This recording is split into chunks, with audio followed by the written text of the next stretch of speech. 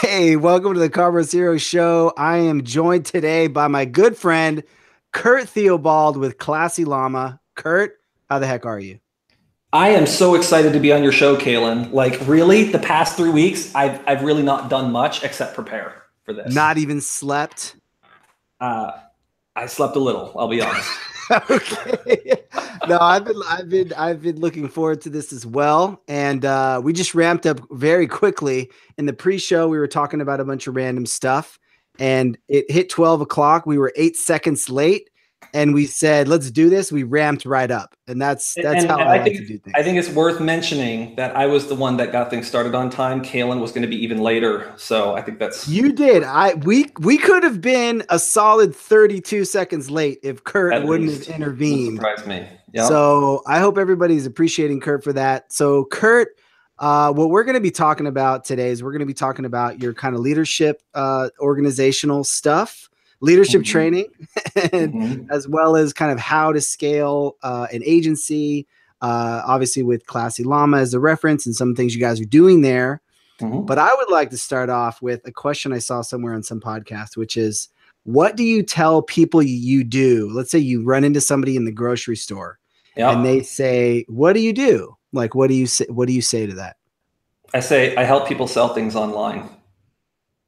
That's That's it. quite good. That's Because quite good. frankly, when you're in the grocery store, anything other than that is going to get the glazed look. When I say Yeah, that, they go, "Yep, okay, yeah, got it, cool." Like, that's a good answer. That's a good, solid answer. yeah. One of the other ones that somebody said that I liked was I do computers. You know, what was it? I do stuff with computers.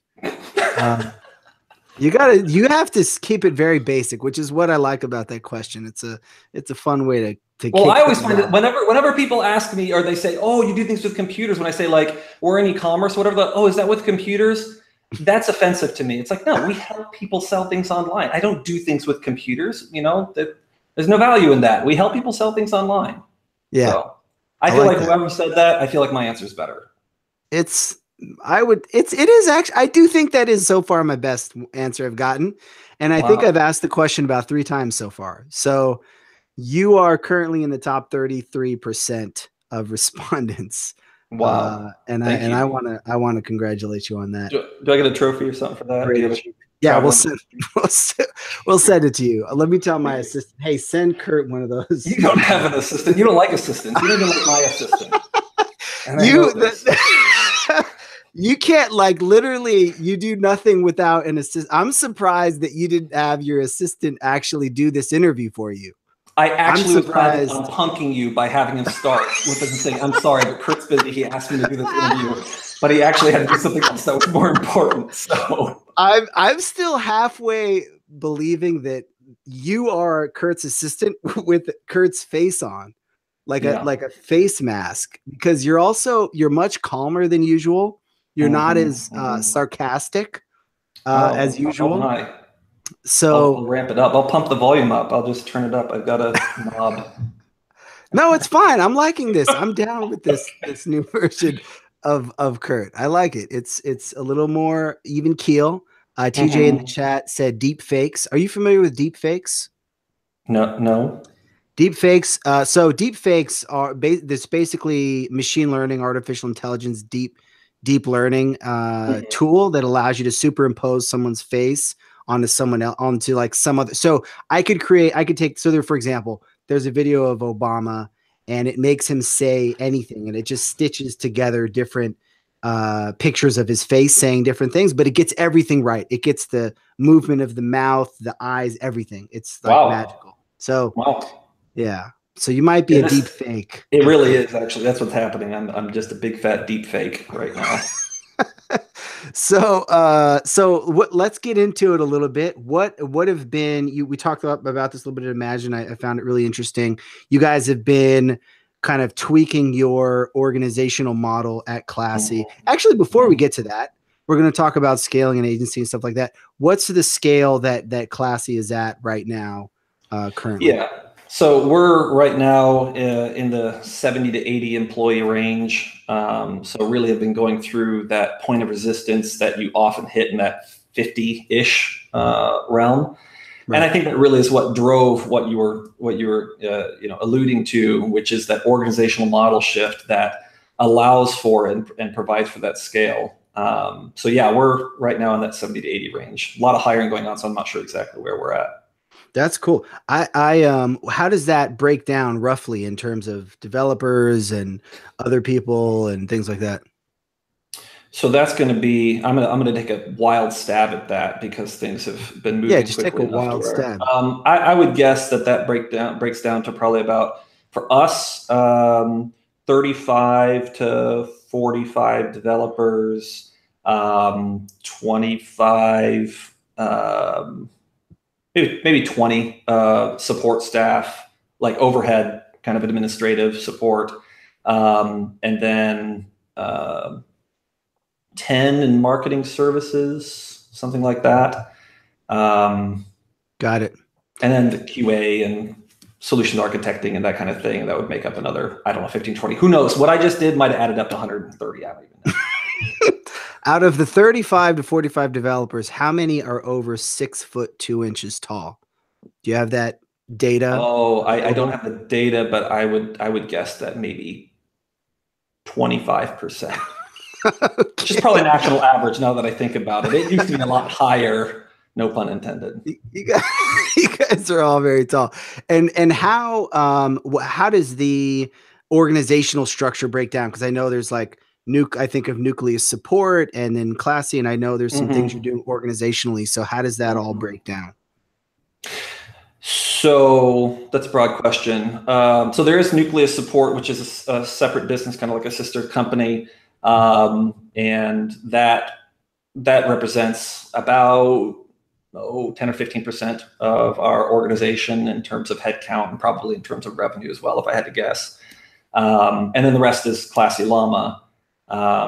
So we just recently reorganized it to where we kind of push authority down in the organization, and created a new model that allows for what we call directors to be semi-autonomous, run their own teams, make their own decisions. Really, we just say create value how you want to create value, make changes to how your team flows, that kind of thing. As long as you adhere to these standards of excellence that we've established and how we measure them and whatever else, then you can kind of create value how you want to, and they collaborate and they work together to solve each other's problems. And there's a lot of community there at the director level.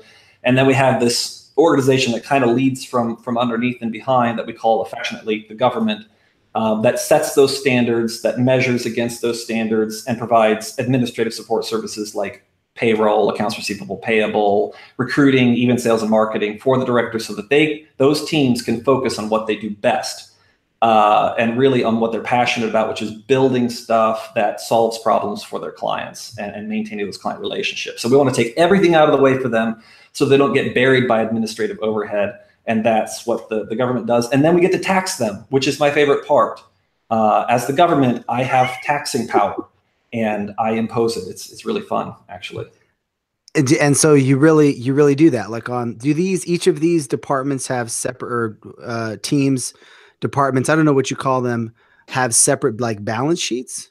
They all have their own profit and loss statements, manage their own finances like they're a micro business unit.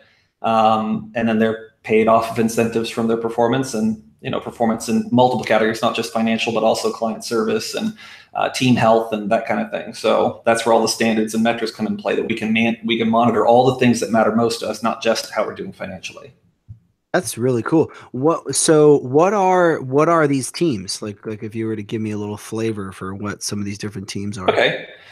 So Eric Hansen, who co-founded Classy Llama, he's the director of one of the teams. He has a couple of technical leads and then a couple more developers and a designer on his team. And that, constitutes a team that is capable of, delivering most of the value that a client would need for the kinds of clients, the kind of full Magento builds that they're doing. And so, but it keeps it tight. The whole goal was, how do we stay small while gaining the advantages of scale and scope. And so we had this kind of thing that we said, we stay small to go big. And so one of the things we're doing with that is, with that small of a team, you still have that camaraderie and that, that intimacy that happens on a small team where they know each other, and they know what's going on in each other's families, and there's an osmosis that is retained there of awareness, even operational awareness of what's going on.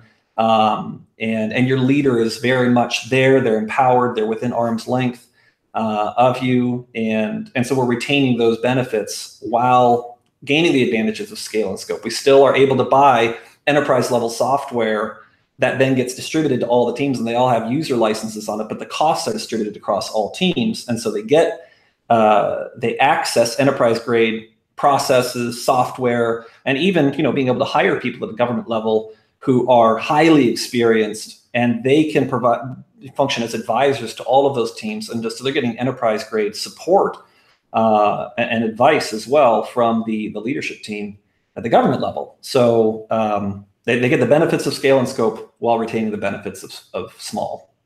That's cool. I think you said something at Imagine. I think you said a phrase which I thought was beautiful. It was something like the benefits of small and scale or something like that, which I thought was great. Obviously, I can't remember the phrase anymore, and you've tweaked it. You got some different version of that phrase. Right. So right. It sounds like similar to what I said, which is stay small to go big. Like it sounds like that's close to that. There were three things that drove us to do this. One was that. Another one was that we believe that those who are most proximal to the problems and opportunities are usually best able to address them. So in other words, those that are closest to whatever's going on are usually best able to respond to it effectively. Mm-hmm. And then thirdly, we're all about building leadership, that we want to raise leaders up. And one of the challenges that I've seen in a lot of organizations is that they get to a point where there's a gridlock of opportunity for graduation. And so what ends up happening is they end up spilling off their best talent. And one of the things I've really been thinking about over more than a decade now is how do we create a model that allows for leaders to continually have more opportunity to grow and take more responsibility, have more authority over, be a steward of greater and greater things. And actually this model that we affectionately call Llama Nation, this organizational model I've been talking about, was conceived in large part back in 2011, 7 years ago. And then we tried to implement it then, or rather, I personally tried to implement it, and it was premature. I did a lot of things premature in my life. But anyway, I got ahead of myself.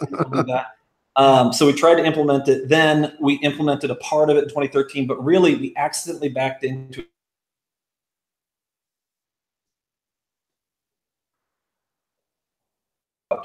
the solutions we're coming up with. It's basically Llama Nation, and then I pulled Llama Nation forward to kind of codify what we were coming up with kind of organically last year. So it was really, really cool how it all came together. It came back.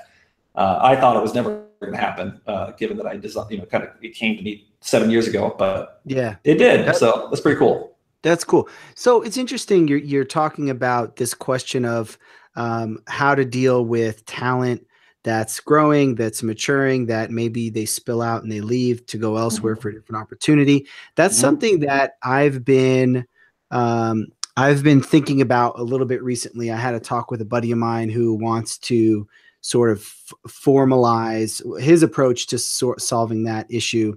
And they have a little bit of a different company. They do hosting support and things like that. And so hosting support can be, he was like, it can be rough. Like you can learn a lot in that first year, but you don't necessarily want to do it for more than a year. Mm-hmm. So what his thought was like, what his approach to that was like, people can come in, they can learn a lot in that year, and then I can help them get a job elsewhere. Mm-hmm. And so there was a tie-in with that with Commerce Hero, and of course it's very selfish of me to be interested in that model.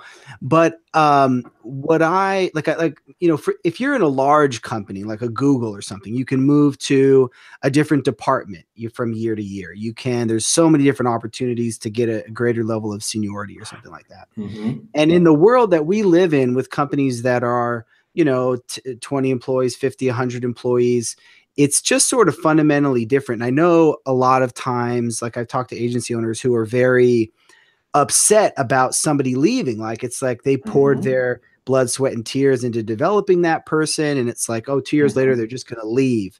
And I can see how that would be very difficult on the one hand.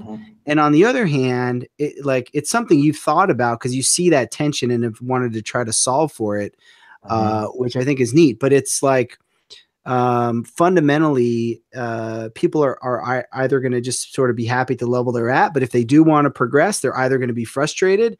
And there's only so many positions, right? Like as you get more within any companies, you get more and more senior within an agency. There's only so many of those more senior level team lead, architect positions. So how does that work? Like, how do you get Well, them so to? first of all, I will bless anyone that wants to go. And if they believe there's greener pastures, they can create more value somewhere else, then by all means, because my ultimate objective is to see lots of value created in this world. So if they can create more value going somewhere else, then please do.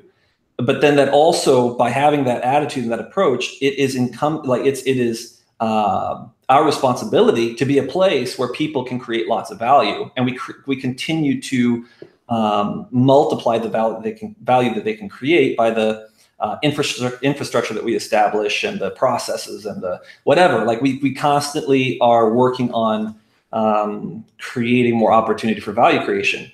So that's the first part. The second thing is the whole point of the Llama Nation organizational model is that there isn't a limit to the number of roles that are in the organization. There might be a limit to, at any given point in time, the number of leadership roles within our government organization. But if you have the chops to build out a team, to lead a team and whatever, serve the market, then we're going to create a huge amount of efficiency for you to do that. And the biggest issues would be around sales and marketing and that kind of thing. Can we ramp that? But I've seen a lot of people get started where they go, I'm going to go out and find my own, I'm going to drum up my own demand and build my own network. And so it's all just a matter of like, are you the right kind of leader to operate and create value within this infrastructure? It's kind of like, once you have the engine, you can put gasoline in it and there's no limit to the amount of gasoline you can push through that and make it productive.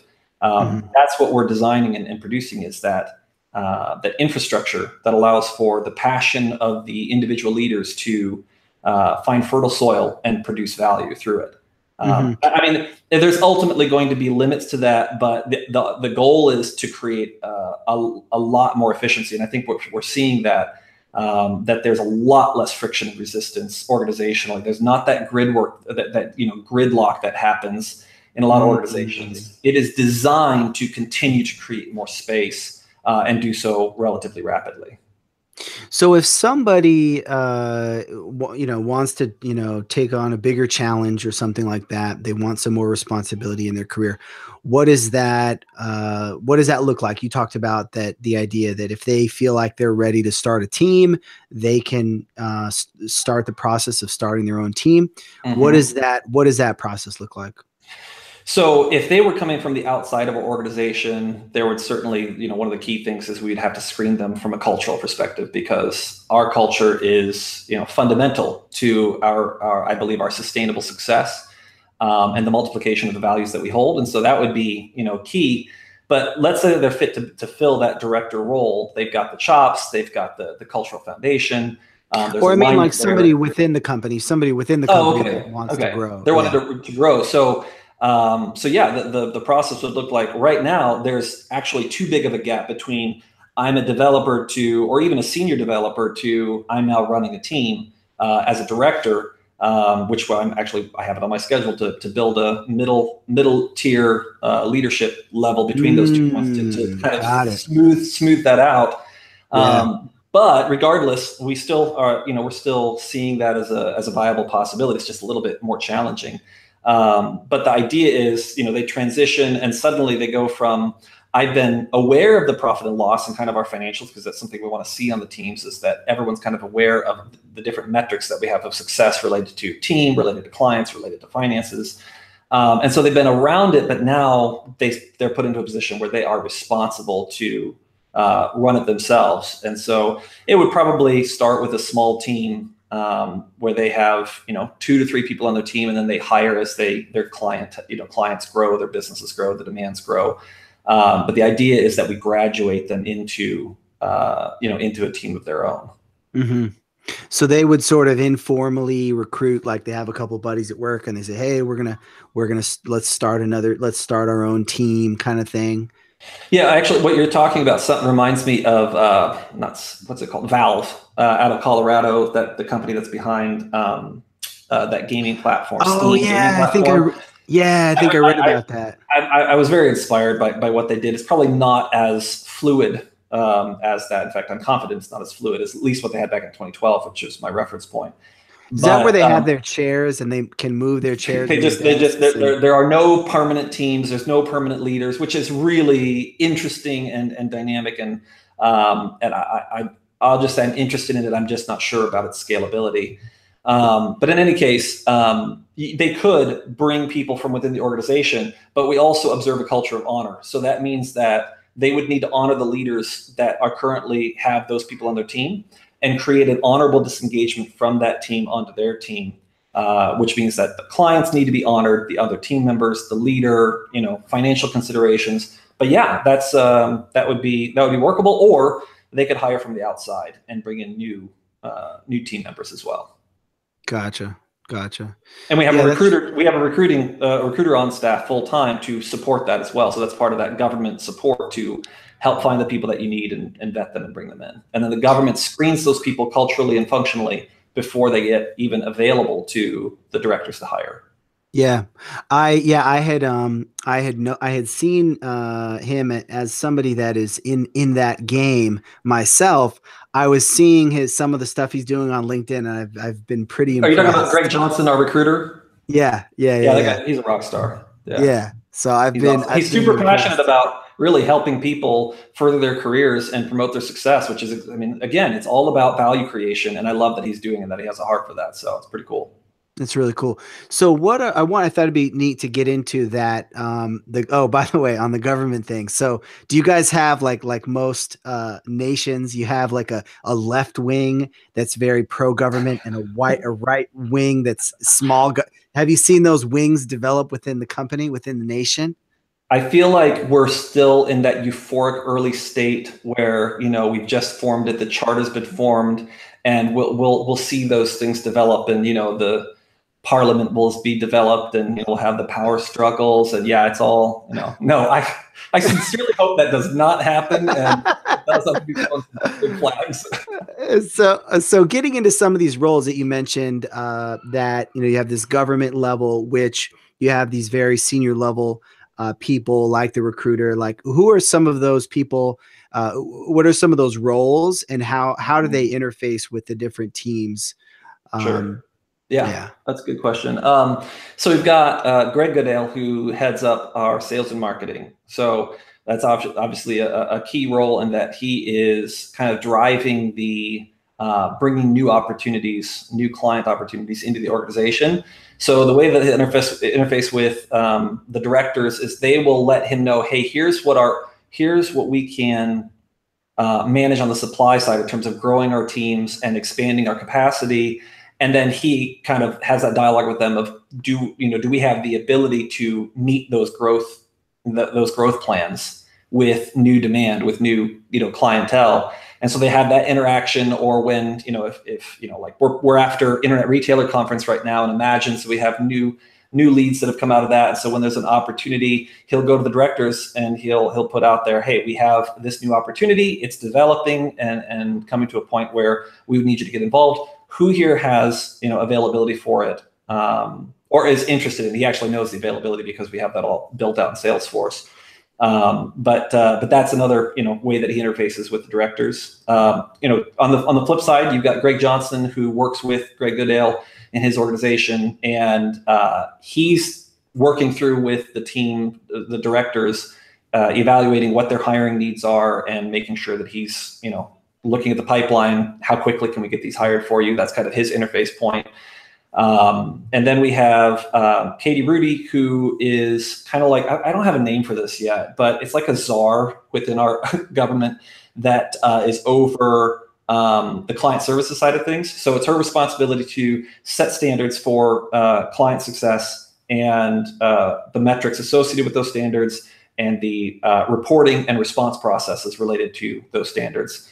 And so what that practically looks like is she's working with the clients on, if there's ever we come into a problem spot with a client, She's aware of it, and she's providing advice and guidance to the directors and the teams if they need it. She may actually get involved directly to help work through that, and so there's that client level support. We also have the head of what we call the CCT, Community Culture and Team, which is Amy Sisko, and it's her responsibility to think about team health and organizational health metrics and standards. So how are the team members doing? How are we relating to each other? How are relationships within the organization? Are we seeing problems there? Are we seeing, are we seeing things splash into political zones? Are we seeing cliques form? Are we seeing, whatever? She's observing that and evaluating that so we can head those things off and nip them in the bud if they're developing, as well as setting those standards, the metrics, the reporting, and the response processes for things related to team and organizational health.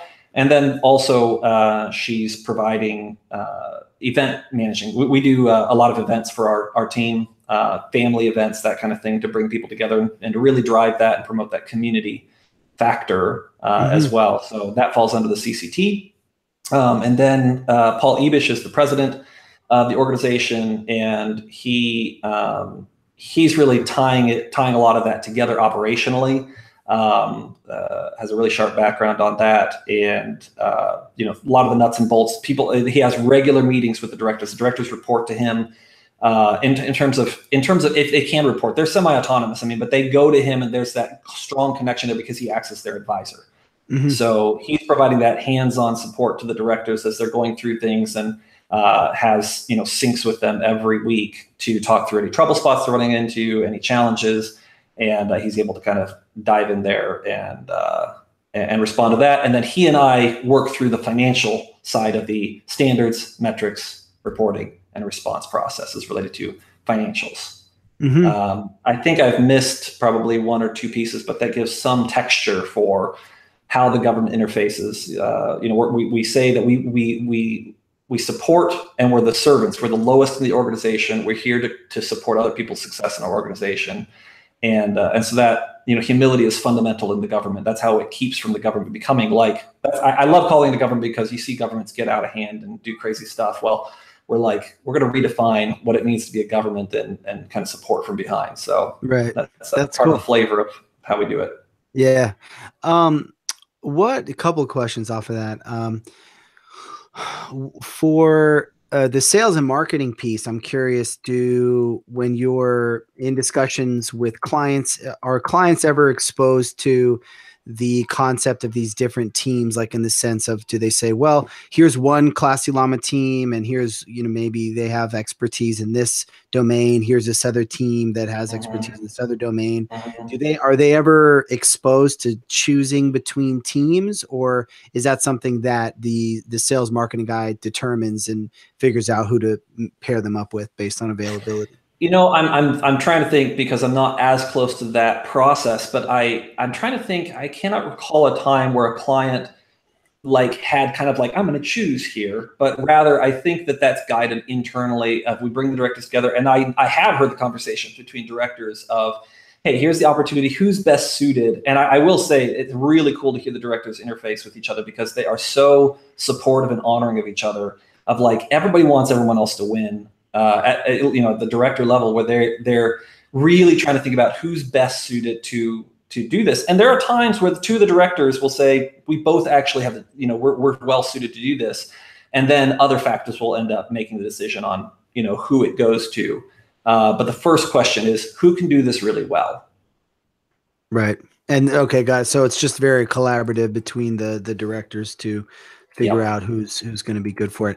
And then the other question I found myself wondering is, for agencies that are a little smaller and figuring out what their growth strategy is, what size does an agency have to be to maybe experiment with this model, for this type of a model to make sense? Because like you're saying, you've got some very senior roles that you're filling in order to sort of get the benefits of scale with this type of a structure. I'm curious what, there's this, you can start experimenting with it relatively early, probably at about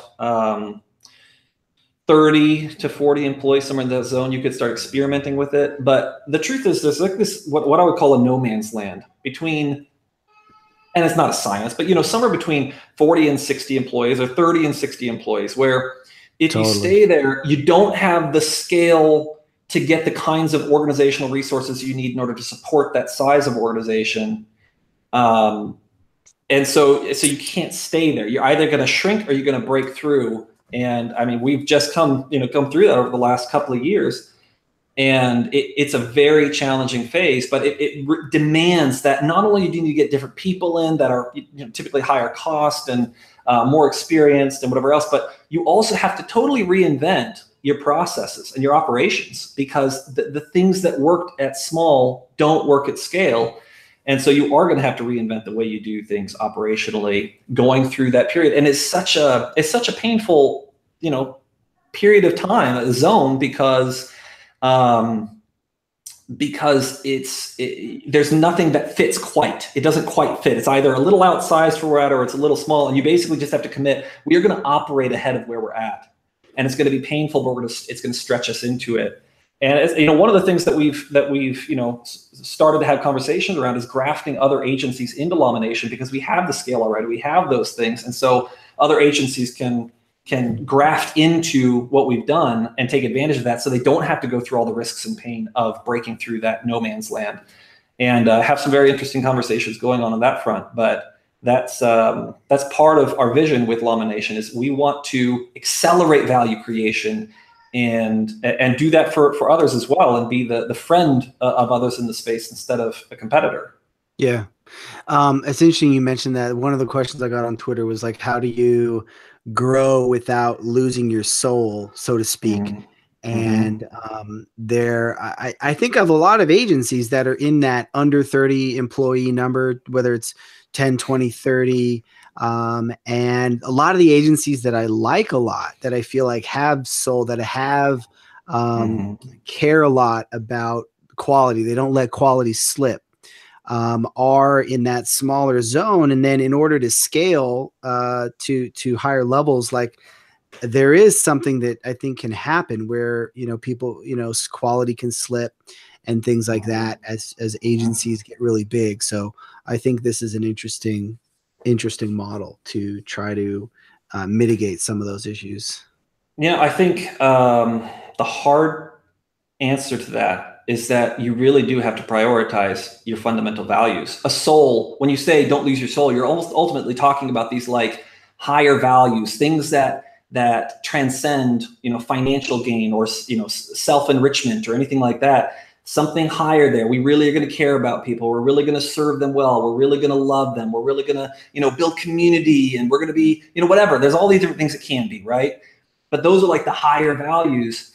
The hard truth is that the only way to keep your soul as you grow is to prioritize those higher values. You codify them, you write them down, you make it clear, and then you measure against them. And any major decision or direction that you're going, you have to measure against them and say, is this compromising this? Are we getting off track? You pay attention to them. I read this book I read half of the book. I read a lot of half books. I don't read entire books. I read half of the book. Listen to an audio book, let's be honest. I never listen to audiobooks. No, I'm a terrible listener. It's something I need to work on. But anyway,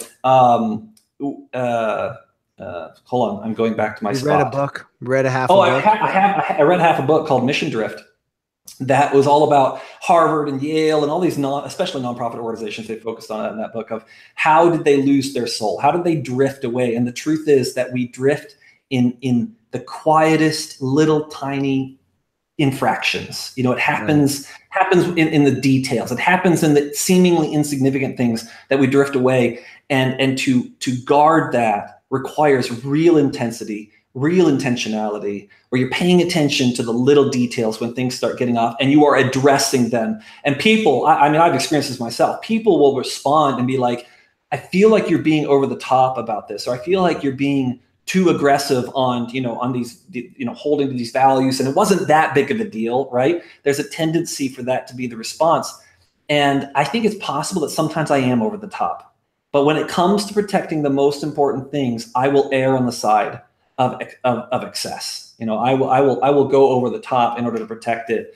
And so what's an example of that? Like you're saying something that when you were holding the line on something, some kind of a core value. Sure. If you could flesh that out a little bit. Sure. Well, we had a matter come up with an employee in the past year, and they compromised and made another person on the team feel unsafe and crossed some boundaries that were they were culturally oriented. Like, it was an issue culturally. It wasn't like functionally they'd made a mistake or whatever else. They weren't capable of their job. In fact, they held a role that was significant. Not, they're all significant, but like it was painful for them not to be in that role. But it was a serious enough infraction to where we held the line and we said, this doesn't fly here. It doesn't work. And there was a lack of any repentance on the part of that person. And so we ended up concluding with them. And so that was a hard line. They were effective in the role that they were in. But I tell people coming in, I'm like, hey, if you don't walk in alignment with the core values of our organization, I don't care how good you are at what you do, you will not be here. You'll not stay here, because those are the most important things. How you hire, I've heard this say, and I think it's true, how you hire and how you fire is what really betrays what you value. Like, what are you measuring against? What are you looking for? That decides. And if you're just looking for people that can functionally do the job, then your higher values, it's BS. If you're only firing when people aren't fitting with their functional role, that's the only time, then the higher values are BS. You have to actually live and act according to those things in order to protect them and preserve them. So you lose your soul in the smallest and tiniest ways. Oh, and another big way you lose your soul as an organization is by selling it. I mean, when's the last time you heard of an agency that got sold that retained its soul? I haven't heard. I've got a dozen examples of it happening the opposite way, and it's just it's a little horrifying to me. And I feel like there's a willful ignorance that happens on the part of the owners of the agencies that sell, of going, oh no, they told me they were going to protect all that stuff. When's the last time that happened? I mean, let's be honest, okay? If you got, at least, if I were to sell my agency, the least I'd have is the decency to say, hey, everybody, things are going to change a lot, and I accept that they're going to change a lot, and your jobs probably are in jeopardy, and whatever else, right? I mean, just be honest about the reality of it. I'm not actually saying there's anything wrong with selling. I'm actually saying that will cause a major disturbance, because now it's no longer your heart, it's another organization's heart. So now you're attaching to their heart instead of having the heart yourself. It's going to change. There's nothing right or wrong about it necessarily. It's just true. And what I do have a problem with is the dishonesty around it. It will happen. Yeah. Or whether it's dishonesty or misguided optimism, like, hey, everything's going to be great. Well, but that's dishonesty. I'm a hard-hitting guy. That's dishonesty towards yourself. Okay, we're going to be honest. That's where you're being. Artificial optimism, whatever else. I'm being intense. That's dishonest. If we're going to lie to ourselves and we're going to paint over it and say it's white lies or just excessive optimism, whatever else. I mean, come on. It's either real or it's not. And if it's accidental, I think that's where you're being nice and forgiving. And I probably should be more like you in this way. But if it's accidental, then maybe we shouldn't call it dishonesty. Maybe we should just call it foolish. Yeah. Or immature or inexperienced, to be nicer. Yeah. You should be more like me in many ways. That's for sure. That's what I tell Kalen. You need to be more like you. You talked about like KPIs and things like that, and I really want to dig into that around team health and how you're evaluating teams and stuff like that. But before that, a quick word from our sponsor. No, I'm just kidding. Before that, what are some of the results? First of all, I don't know if you said it's been 6 months or something like that, but how long have you had this new structure in place, and what are some of the results that you've seen in terms of maybe numbers around productivity, sales, growth, that kind of thing? Yeah, so it's actually, I lose track of time. It's actually been like 9 months now. I think it'll be a year in October, maybe early October, something like that, when we officially implemented it. But over the past year, and I think a lot of it really is driven by allowing the directors to make decisions about how am I going to grow my team and the hiring decisions. We've doubled, which is shocking to me because we were like focused on infrastructure. But since end of June last year we're coming up on the end of June now, we're about double in every way, headcount, revenue, whatever else, which is shocking to me because it was not the objective. That's funny because in my head, I somehow thought you were at like 20, 30 employees. And then when you said like 70 or 80, I was like, whoa, that's a little more than double what was in my mind for whatever reason. Yeah. Well, it just seems like we're small. Must seem like really insignificant to you. And well, that's what was going on. No, I mean, and because you doubled in the past year. I mean, I'm thinking, of you guys a year ago. Yeah. And so, we were probably 40 or so a year ago would be my guess in terms of headcount. Yeah, that's really cool. And so in terms of the KPIs for individual teams and team health and stuff like that, what are some of those? Well, I wonder if we've made a mistake on this front in terms of how we built this out. But the first thing that we did, because frankly it's easiest, it's most linear, there's the existing kind of foundation for it, is we established financial KPIs first. Like, hey, here's your profit and loss. We got to have that in order to be sustainable. The cash continues to need to flow, that kind of thing. So we know we got to have that. And then we've been doing Net Promoter Score for years now. As a client success metric. And so that has endured, but we really want to sophisticate that. And so I actually just had a government leadership retreat last week or the week before, where we kind of laid out, here's how we're going to define the metrics of success related to clients, related to team. And we've done it through relationship sets. So how are we going to, and what a standard is how do we live our values in this particular relationship type? So we start with our relationship with ourselves, which may sound weird, and I'm not going to go into it. But then we go to the interpersonal relations within our organization, relationship between teams. How do the teams interact? What does it mean to be a team? That's actually in reverse. We kind of grow in concentric circles. What does it mean to be a team? Then how do the teams interact with each other? How does the government and the teams interact with each other? How do teams interact with clients as individuals? How do teams interact with clients as organizations? And for every one of those, and then how do we interact with the rest of the world? And then there's actually a few concentric circles there that I'm not going to go into. But the question at each of those points and each of those kinds of relationship is, how do we live our core values effectively in each of these relationships? How do we express those values well? And standards are perfect. They are ideal statements. They are not halfway statements. They're ideal, because ultimately we want to maintain tension against our standards at all times, because you can always get better. And so by keeping it perfect and how we defined it and express it, we're going to measure ourselves against it and see how deviant are we from the perfect. And so we'll constantly get better in that way. So we are currently defining standards related to how we relate effectively in various different relationship sets.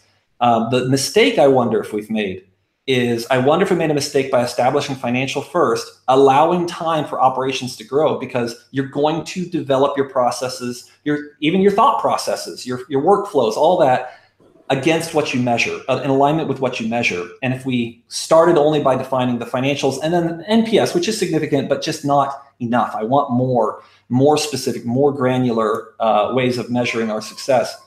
But because we did that first, and we've allowed time for the teams to operate, they've started developing processes, mindsets, rhythms that are in alignment with the financial metrics, and potentially we'll have to rework things when we implement new metrics that are related to other relationship sets. And so that's it may have been too one-dimensional, right? Now the good news is the people we've chosen as directors, by and large, we've had some adjustments we've made over the past 9 months, but by and large, these are people that have been here for a long time. They know our culture, and so that's a defense against that being an issue. And I think we've learned a lot by getting it going. And so, but I always question: have I made mistakes? Can I do things better? And so I'm questioning, like, would it have been better to wait until we get the standards, the metrics defined for all the different relationship sets, all the different pieces, instead of starting with this one-dimensional financial piece and sending the wrong team. Right. Yeah. I can see how that would be the first thing you'd gravitate towards naturally. Right. You have to have it for it to be sustainable. You have to have it. And so it was our way of saying, kind of fail forward fast. Can we take the next step? What do we have to have at a bare minimum, MVP, minimum viable product kind of thing? What do we have to have at the base level to get going? And that was it. We got to have the financial standards in place. But then you could throw mud on my face and you could say, well, Kurt, I thought you said that you got to make sure that you keep the values the highest thing. And that's where I'm like, hey, you might be right. I might have made a mistake there. I don't know. But what is going to happen is we are going to establish those standards and You know, as opposed to doing it first, maybe we'll have them all in place by the end of this year. And I think in the next 10 years, I don't expect it'll have lasting impact. But yeah, the imaginary person. And go ahead. Yeah, no, I just say, what are the, like, for the standards with relationships and things like that? What do you have any like numbers to those, or like what are the specific standards? We're leveraging the Likert scale, which everyone's aware of it, just not what it's called. The Likert scale is where you have 5 degrees of 5 degrees, from -2 to +2, and so it'd be like, but it's different expressions of that. So it could be like frequency. You know, how often do you feel sad? This is not actual, right. But how often do you feel sad? Frequently, very frequently. Yeah, seldom, about half the time. Yep, that's frequency. Or if it's like magnitude, it would be like, well, I don't even know what would magnitude be. You know, it's going to be some sort of thing like, I hate it. I you know, don't like it much. I feel kind of neutral. I kind of like it. I love it. You know, those are all Likert scales. And so what the Likert scale does is it allows you to turn qualitative data into a quantitative. And the idea is hopefully that if you gather enough of the qualitative and you assign a quantitative data point to it, across enough mass of qualitatives, you'll get a good picture of the truth.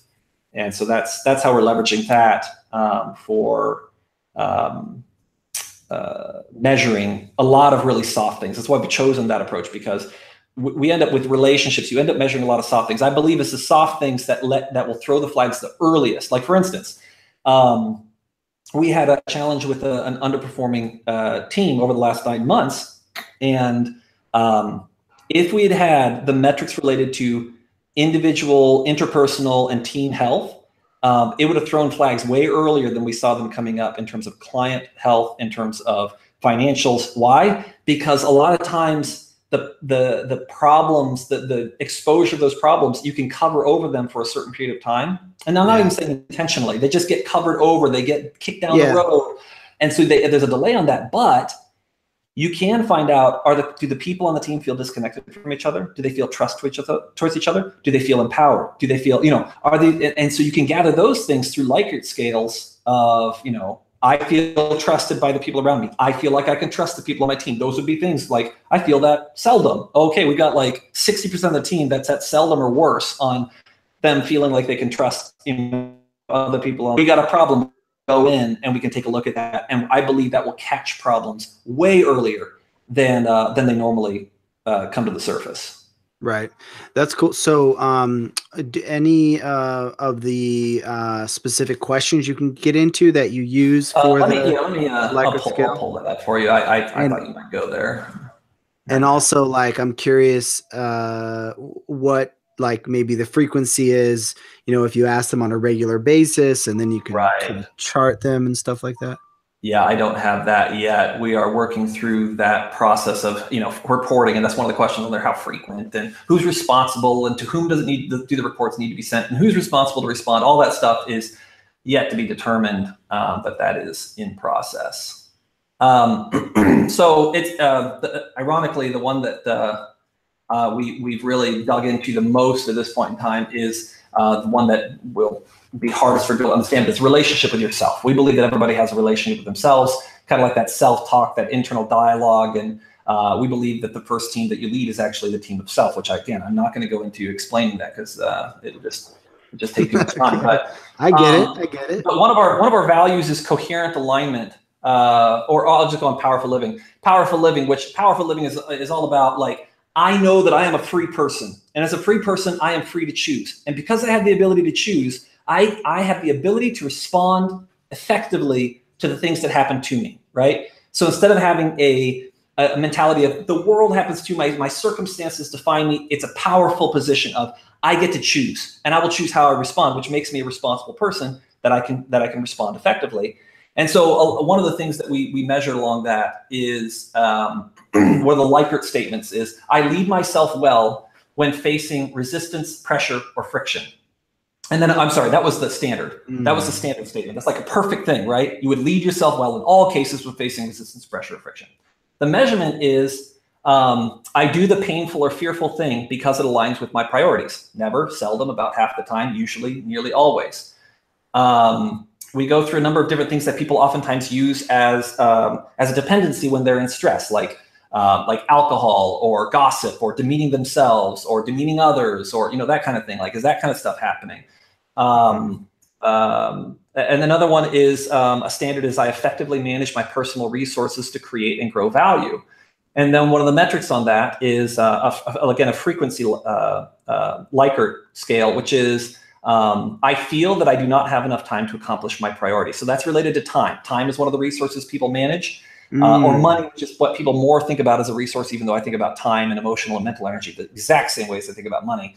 But money would be, I feel that I do not have enough money to accomplish my priorities. I tend to overcommit financially. Frequency would be, is that almost never, seldom, about half the time, frequently, nearly always. I feel afraid of committing financially to anything because I'm afraid of missing out or not having enough later when I need it. So those would be things related to self-management, right? Because again, I believe that how we lead ourselves is how we will lead others. That how we do what's inside here is what's going to be expressed to the outside world. So if I'm not managing my own finances well, I'm going to make mistakes in how I manage a profit and loss in a business unit as well.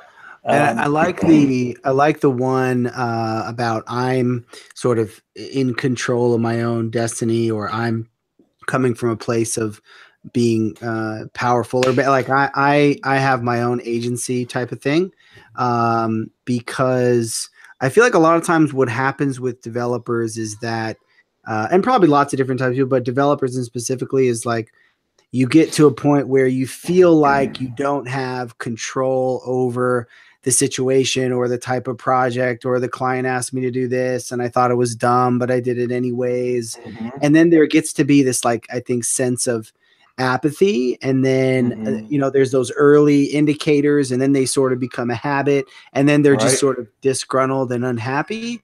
And they don't, like, I think a lot of times confront those issues and just, I don't know if it's just a lack of communication or something like that. And then they just fail and leave, And so I think I was just saying, getting at those things early and often, I think is really, and a lot of time, like, for example, if somebody wants to leave their company and they're talking to me, I'll sometimes try to figure out what's going on. And then if I feel like, they should maybe stay, I'll try to encourage them to, even though I'm not incentivized financially, I'll try to encourage them to work those issues out, with at their company. And so anyway, having something proactive like this, I think one of the nice things about it is that whenever you have people that kind of have honest conversations with you, like, hey, I don't feel empowered. I don't feel like I'm free to kind of do what I think is right in this company. You have those conversations in this spread out way. But if you have all at the same time people giving feedback through, something relatively quantitative, like, Likert Scale based system, you find out all at once. And then what it allows is makes it inescapable to you as a leader of going, oh, I might be the problem. This organization might be the problem. The way that I, as a leader of this organization, have set it up, have architected it, might be the problem. My attitudes might be the problem, because ultimately that's what we want to see is leaders first looking in the mirror. It's kind of like that Jim Collins, great leaders look in the mirror first. We want to see people looking in the mirror first and going, how am I driving this or contributing to this negative pattern in another person? Yeah. And so that kind of aggregated data really helps to make that inescapable. I think the default is to not talk about these things. I mean, you'll have an employee review every year or something, and you sort of hope it's just uneventful, you get your expected raise and whatever. But like, the default is to just not talk about these things. But flipping that, where the default is, I don't know how frequently you measure these things, but maybe it's like every month or something like that. I'm reporting on these, and if something changes, maybe there's going to be a conversation. Right. Well, the way we're planning on structuring it, and the answer to the question how frequently is, we're not yet. Like, we're designing these metrics. We're doing the financials, like I said, that might have been a mistake but we're not measuring them yet. Oh, you're just getting to the point where we're designing them right now. And so I think it'll probably be quarterly or semi-annually is what I would guess. So it's not over cumbersome, because one of the things we want to do is I evaluate myself. So I'm going to basically rate myself on a Likert scale on all these things. And then we'll have a small number of peers evaluate me as well to provide a 360 peer view. And then we'll have an authority to that person give a review of them as well, using that model as well. So you get a really good, here's how I evaluate myself. And the key thing there is we want to look for, where there's weaknesses, because everybody's going to have weaknesses. I can look at the stuff we've already built out and I go, hey, I'd score poorly on some of this stuff. Like I'd have to be honest about myself. Like I'm not doing well in this area. And so everybody's going to have room to grow with this, which I love, because that's what we want. We want to constantly see people getting stronger and better and knowing where they can improve.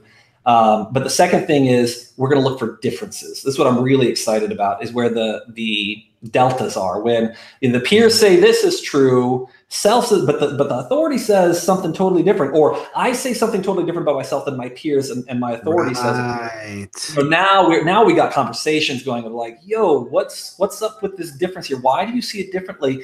And you're right, people avoid these kinds of conversations, but I just feel like it's bad leadership. I don't like to be so severe. I mean, I probably do like to be so severe, but I know it's not what I see. But anyway, I just think it's bad leadership to not have the conversations and not go there, because you're just setting it up to where junk is going to happen. Why? Because it's those seeds, those little seemingly insignificant, uncomfortable conversations that when you don't have the small conversations, you're going to have a big conversation later. It's going to be very destructive. So better to have the small conversations early and have lots of little conversations than have a big conversation that causes a big mess. I like the idea too of looking at the deltas for the peers and the authority, because I feel that the issue with those scales, I always feel confused about how to answer them. I'm like, I could say very much, I could say a lot, I could say little. It feels very arbitrary. So comparing things one to another gives you a way to kind of normalize for that uncertainty in how those questions. And another thing is, like, I can imagine it happening where if I do a self-eval and I'm really hard on myself and I'm like negative, then my peers are like, dude, you're doing great. And my authority says, yeah, you're doing great. Right.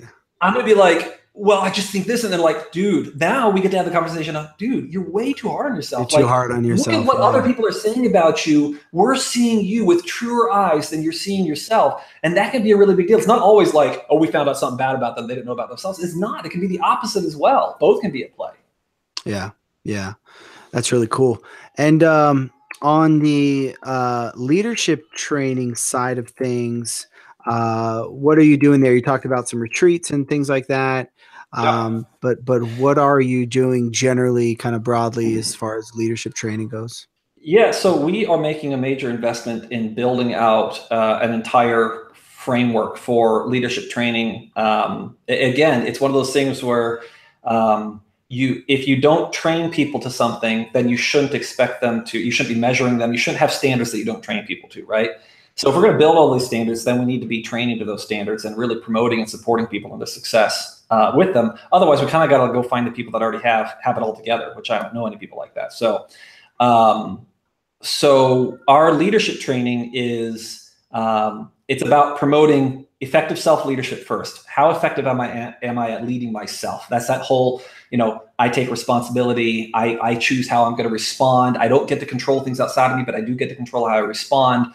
I get to decide how I show up in relationships. How I feel is my deal, not somebody else's deal. Those kind of things. Training those kind of pieces. And then how we relate as teams, how we relate interpersonally, things like we train on something like safe conversations or courageous conversations, or where it's that whole thing of, hey, when you feel a strong emotion, or it's actually sense or have a strong emotion, sense or have a problem, sense or have confusion, then you need to have this courageous conversation with somebody and go, hey, like I was feeling. I just felt I had a bad feeling. I felt afraid whenever you said this thing, because I felt like I wasn't going to be included in this project or something like that. Or I felt like my voice wasn't going to be honored or something like that. Those little conversations are the things that tie and knit people together. So we want to train. Here's some language that you can use. Here's how to express your feelings around this, because we don't just want to train head to head. We want to train how do we relate and connect heart to heart, because that's what really ties and knits a team together long term. So those are, and so we've got the level of self-leadership, the level of, connecting and building relationships with others. And then as we progress, those are going to be the fundamentals. But then as we progress, we'll start training about how to operate effectively as a team, how to lead training for leaders of others, which is where most people actually start when they do leadership trainings. They're like, oh, I'm going to lead other people. Now train me how to do that. I'm like, no. You got to learn how to lead yourself first. And if you lead team of one first, you will be equipped with a lot of what you need to train, to lead others effectively. But you got to start here before you go there. So that's kind of a flavor for what kind of training we're doing. We're doing it in, group settings within the team. And we have a trainer that goes to each team, and we're rolling this out actually in pilot phase right now because we just want to see how it goes and how it flows. So we've got that ongoing piece that we work with the teams. We have, every other week or so, we're doing a training session where we talk about a topic. We have a group conversation about it where there might be some homework or a challenge that's related to it. Like, hey, have your first, courageous conversation this week, something like that, right? Or in one of them, we actually went around and we're like, hey, write down one thing that affects you positively about this person and one thing that how they affect you negatively. And that was a real hoot. Like you get real honesty there, and it really cleansed the palate kind of thing for that team really nicely. But then there's an onboarding process. And so you've got this, how do you bring someone into something so different, something that is so foreign? And so we have what we do to kind of bring people in. It comes from the root of like prime, to prime the pump, kind of get things flowing, get things started. So that primer is it's going to be around 13 weeks right now. I'm currently doing video recordings and we're building content to help produce that. We actually have now on staff a PhD, Dr. Emily Johns, who has a PhD in curriculum development. And has just gone through a focus in building learning management systems. So we're now using a learning management online system to support all of this and kind of make it replicable and easily scalable. Wow. And so then we're doing a lot of video recordings and that kind of thing. It's just we're bringing it all together to where we build out, when you come in, here's the onboarding, and then now here's the ongoing. We will never stop learning and getting better. We will never stop growing in this. And right now we're focused on, we've tested some of the ongoing stuff, but we're really focused right now on building out the onboarding. What's interesting, man? You mentioned curriculum development and stuff like that. I have been thinking a lot about like code boot camps lately. And I've looked at some, I've connected with a few. It's something that almost every agency, particularly agencies that focus on hiring locally, has this sort of secondary. It's almost like I think of how you have your Llama Nation structure with your different kind of business units. It's almost it's a separate core skill, is this skill of training, and it's almost a separate business. I think it should be a separate business unit of having the training component. And then you've got the agency component, and it's interesting. Like it seems like you guys are in a great position. I keep thinking somebody should build a Magento code camp. Maybe it's a 6-month program. Yeah, and it's the type of thing that you're already doing as an agency, but break that off as a separate entity. Build out that curriculum. Like there's a huge need for that in the Magento community. And anyway, so that. I mean, I'm curious what you think about that. I'm sure you've probably thought about something along those lines. We were actually, I think it was 2014. We were right on the edge of launching a coding school, kind of like a fast track coding school, and ended up not moving forward with it. We just kind of like fell below the cut line. But I think it's we really have a teacher kind of culture here. We love to transmit and pass on what we've learned. And so it very well could be, as we're kind of growing this training discipline and this infrastructure around it, that was actually a conversation I was just having a couple of weeks ago of, we're going to be doing leadership training, but we also need to do functional training as well and make sure that we're already doing that to some degree, but we need to sophisticate that, right? We want people to be not just really solid, like in the soft skills, but we want them to be just the best in the world in the hard skills as well. So we need to be doing both. And so that's going to be wrapped into, so I'm just adding power here. That's going to be wrapped into that learning management system as we progress. But I do think, I think in the next 3 years, it's always been on my heart as we build out this leadership training. that in about 3 years, I kind of guess we'll externalize it, and we'll productize it, and we'll make it available to the outside world so that other companies can leverage the leadership training and use it in their own organization. So I don't know exactly what that'll look like or how to manifest, but there's definitely that heart there to share it. But yeah, the coding bootcamp thing is, it seems like maybe a very different thing, but it really is the same discipline, like you said, of building out that infrastructure and creating a path to transmit and raise others up. Yeah. I mean, so many people are already doing it. It's I think it's interesting. Let's see. Okay, shifting a little bit. We're about at our time here, but shifting a little bit outside of the topic area. How have you changed, if at all? Like, I feel like we joked about this a little bit in the beginning, but I feel like you're kind of more calm a little bit. Like, have you changed a little bit with your approach to things?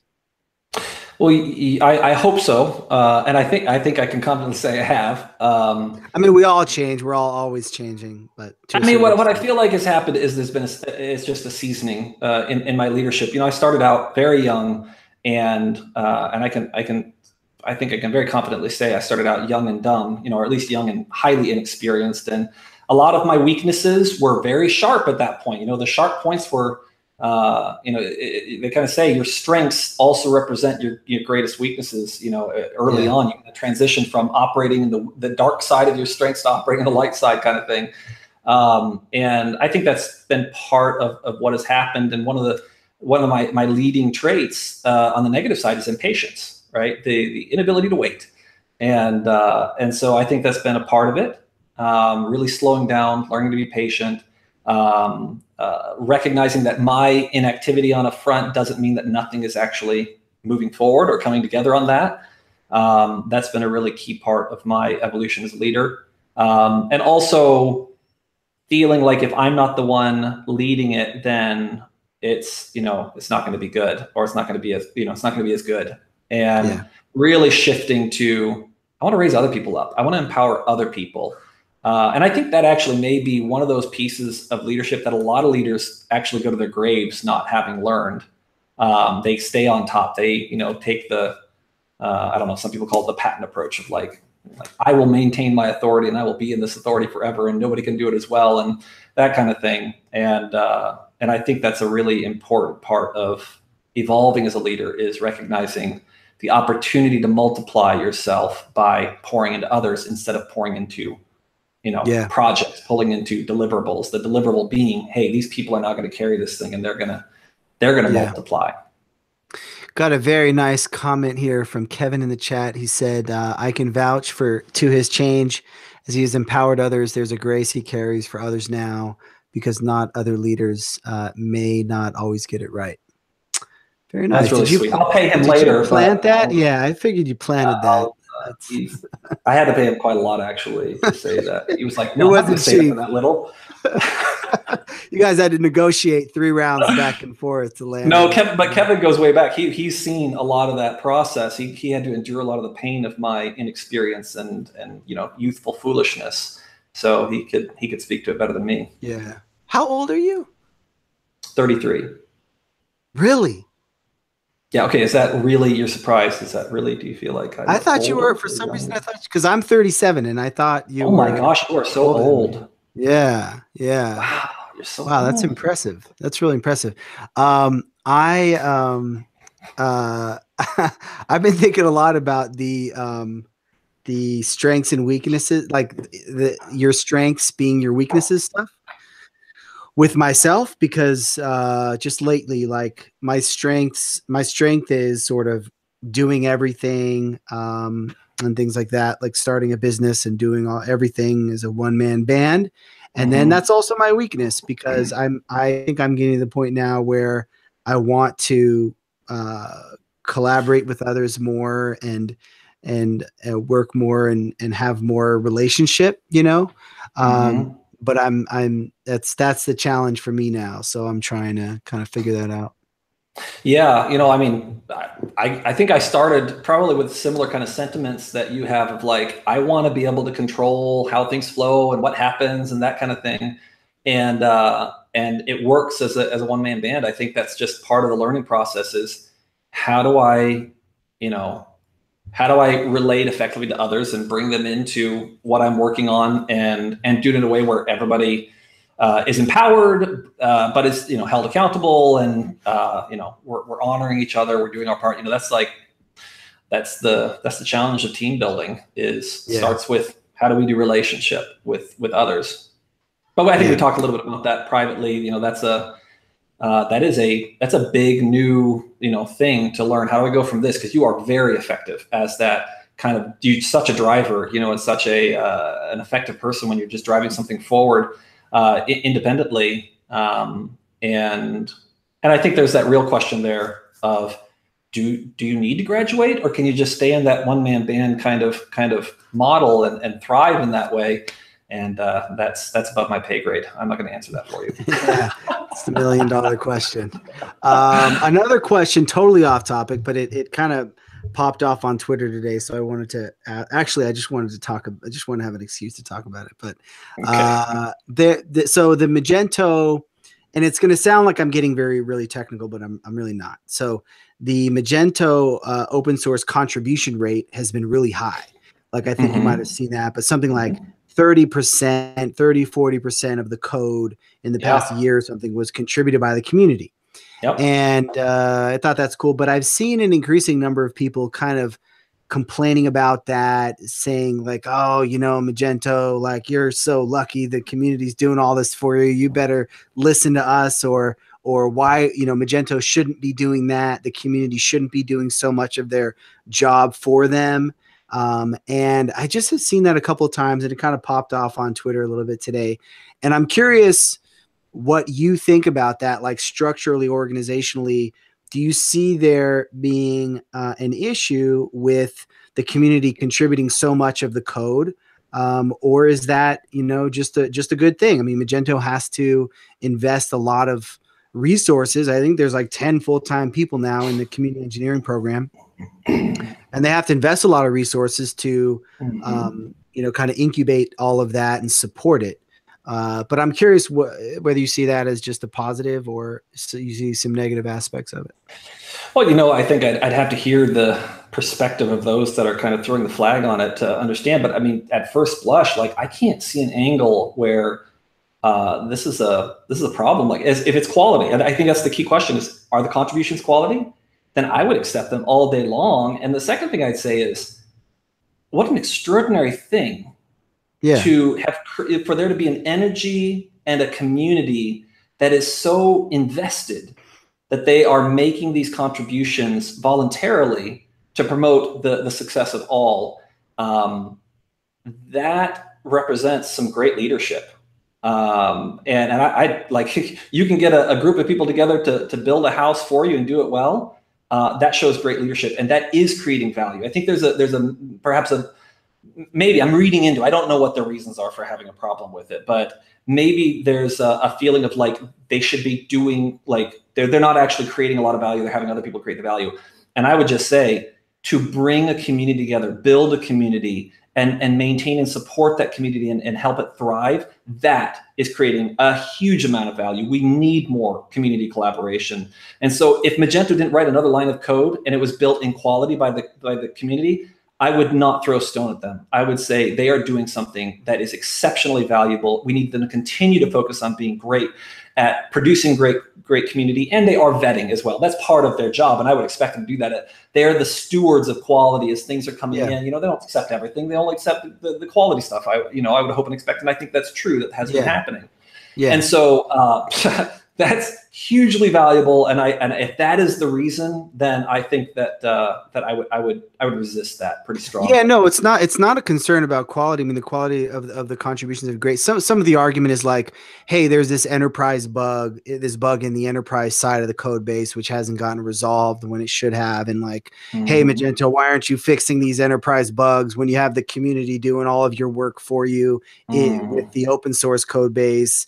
Or that's a different thing. I mean, okay, so they have an enterprise product and they're responsible for that. They're not taking community contributions for their bug fixes on, or maybe they are on the enterprise side. Are they? I don't know. I think it's more complicated. I think it's a bit of a different workflow to get things through in the enterprise product, and it's not as well. It's not as streamlined as in the open source product. And that's why the open source contributions are working so well.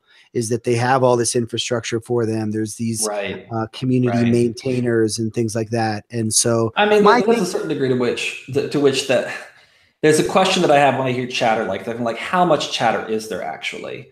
Because with something as large as Magento, you're going to get chatter. And I think it was Stephen King that just recently said that like Twitter's like the longest backyard fence for gossiping, right? And it's like, you're going to have people, and I'm not trying to belittle if there, there may be real issues. I'm really not trying to belittle it, but I'm just saying that you will unquestionably, with something that has the scale of Magento have some chatter of negativity about just about anything. Yeah. And that's just the nature of scale, is you're going to have that chatter. The question is, you take seriously, take a look, is this legitimate? Are we seeing a lot of this? That's really what I would be looking at. But my question for you is, are you seeing a lot of it? Are you seeing not a lot. Well, I mean, I can think of maybe 3, 4, 5 people that are influential in the Magento community that have mentioned it. So well, that means something. I mean, maybe there is an issue with enterprise support, right? That maybe that's something that can, I mean, I don't disagree. I think the enterprise. I don't think that enterprise support is one of Magento's strengths. Like I'm not surprised at all. I don't think they're probably doing a great job in that department. I don't see how that relates.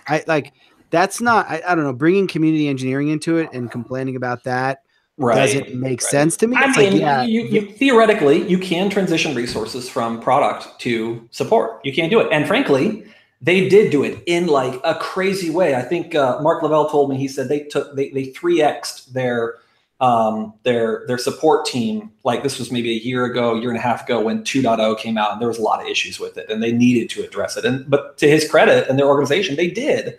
By moving a lot of resources away from product towards the unsexy, support side of things. And I think that was that reflects that, like, yes, you can take from the product team to the support side, but it's a balance. It's a difficult balance of, are we going to, we want to move the product forward and evolve and stay relevant and continue to be on the edge.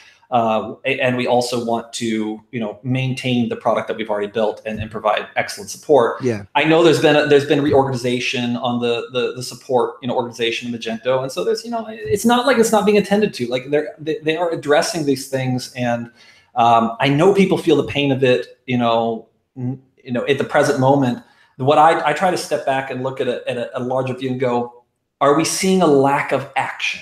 That's the biggest thing I'm concerned about. Is this their lack of action? I don't see a lack of action. I see action there, and that's encouraging to me. And that's where the patience comes into play. Yeah, and I mean, the pattern that I see is the people that are actually contributing heavily are really enthusiastic, really excited about being involved to the extent that they are. I did an interview with Oscar, who's one of the maintainers, really heavy contributor, one of the Magento masters. And all the people that are really involved, I feel like, are just enthusiastic, are loving it. It's just some of these other people that are not, that are kind of. I think they're two different things. I think that when people have pain on a support front, and it is painful when you run into a support issue and it's not getting addressed as quickly as you need it to. Yeah. When they have pain on the support front, they will tend to go try to point fingers in whatever direction makes the most, like whatever the direction they can, right? They want to find something, right? And again, I got to be careful because I don't want to just poo-poo that you're telling. There's influential people, a lot of times influential people have a lot of perspective that they've gathered, and so I don't want to just single-handedly kind of poo-poo it with I'm just saying sometimes that happens where you've got support issues and you want to go blame someone or something. I don't think there's any relationship between the amazing community energy and investment into the product and support levels. And I don't know about like culpability of like pointing the finger at Magento, hey, you should put more resources on support because you got the community building your product. There's too many variables within the Magento organization. You either trust the leadership of Magento organization to kind of do the right thing and let them know about the pain that's being experienced, but trying to guess at what they ought to be doing, that's a tough one. Yeah. I don't know that I could do that. Yeah. Well, appreciate your perspective on it. I know we're a bit over our time here. I'm also sort of curious what you think about the whole Adobe acquisition. I was looking at your Twitter profile, and I saw you said something about the important thing is not to protect the Magento brand, but the spirit of Magento, which I thought was a neat perspective on it. So I guess briefly, we'll make that the last question. Sure. Okay. What are you thinking on the? I mean, it's pretty simple what I think about it. I think Adobe, or I think Magento has never been acquired by a software company before. A company that makes its money from building great software.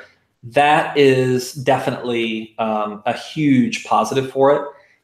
The reality is, Magento has been acquired by an organization where it wasn't their focus, right? That Magento wasn't the main thing, and we've seen that go very badly. And so there's a risk, right? That's a downside. But they're transitioning from an equity firm whose main objective is ROI, right, to a software firm who's, I mean, they're publicly traded, so they're about profit as well, but they do it with a focus on building great software. And I think that's an encouraging piece. I think there's a lot of experience and sophistication that I hope will be brought from the Adobe organization to support the Magento leadership team in being better even than they are. And then ultimately, like my comment about the brand, I really fundamentally don't have any personal heart attachment to the Magento brand. It wouldn't bother me if it was Adobe. I'm just pretty pragmatic about these things. I'm even pragmatic in my own organization. Like, hey, if the changing the brand helps us create more value, I'll do it. I don't really care about that. Although I don't think it's actually true in our case. But in any case, it's what matters. Again, it's these core values. What is great about Magento is, on the short list would be, or on the brief list would be, first thing to come to my mind is that community strength. And there's an energy in the community. There's a lot of collaboration. There's a lot of support. Just look at the investment that's being made from the community into the product itself and contributing to that without any clear return on investment for doing that. There's a I don't know, I'd almost call it a sacrificial investment. And of course, you can always say, well, it's not perfectly sacrificial because by investing it, they get notoriety and whatever, blah, blah, blah. Okay, fine. But I know plenty of people who really just want to create value in the Magento community and support each other. I pour into other agency leaders and share with them and listen to them and what they're learning. There's a camaraderie that's there that is, I feel like that's the essence of Magento. I feel like it's been alive since the beginning. When it just got started, and that's something that has been threatened in the past, but it has continued to endure. I'm very thankful for that, and I think that is that's what we need to protect. That idea that when we collaborate and innovate together through that collaboration to solve client challenges, that's when we can create the most value. That's when we win. When we work together. So that's what I want to protect. That's what I care about. Adobe acquiring Magento could go lots of different ways. I'm not going to try to read the tea leaves on that. Because again, what can I control? I can control what's going on here, right? So that's what I'm going to be focused on. and then we'll just see what happens with that and what direction they take it. But I definitely am on the positive side of the spectrum, if cautiously so. Cool. Very good, man. Well, this has been fun. I appreciate it. Appreciate you taking some time. Anything else that you wanted to mention before we wrap this baby up? I love you, Kaylin. And I love you too. Shirts. Okay. Awesome, man. Well, hey, where can people find you online on the interwebs? ClassyLllama.com. On my Twitter account. I don't know. Theobald, you can look it up. You can connect with me on LinkedIn. Dude, I'm not good at this. Okay, let's just they can Google. Okay, all right. Let me Google that for you. We're done. Okay, thanks everybody. Thanks everybody for tuning in. We appreciate it, and we'll see you next time.